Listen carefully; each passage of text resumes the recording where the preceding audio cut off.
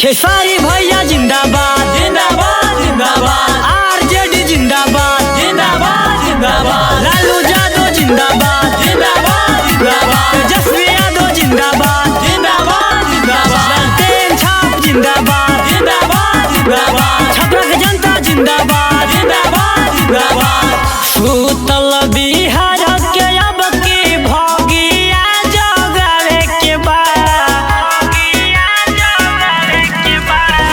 भोजपुरी के शेर के अब की सौता में लावे के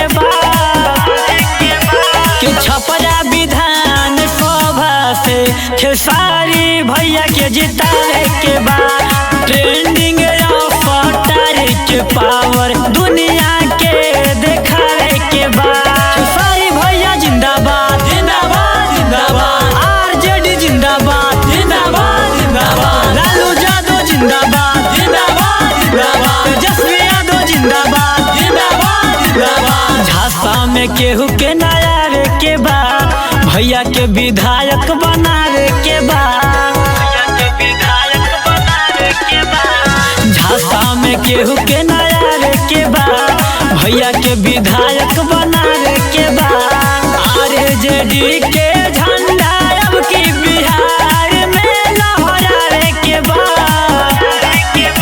कि छपरा विधान सभा से खेसारी भैया के जितावे के बाद ट्रेंडिंग ऑफर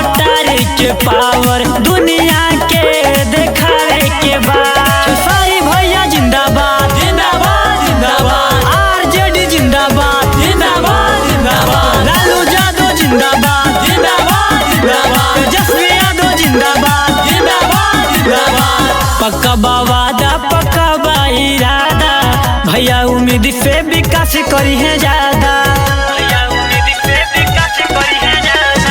पक्का वादा पक्का इरादा भैया उम्मीद से विकास करी है ज्यादा कुंदन प्रिंस रवि के बतिया जन जन तक पहुँचावे के बाद कि छपरा विधान सभा से खेसारी भैया के जितावे के बाद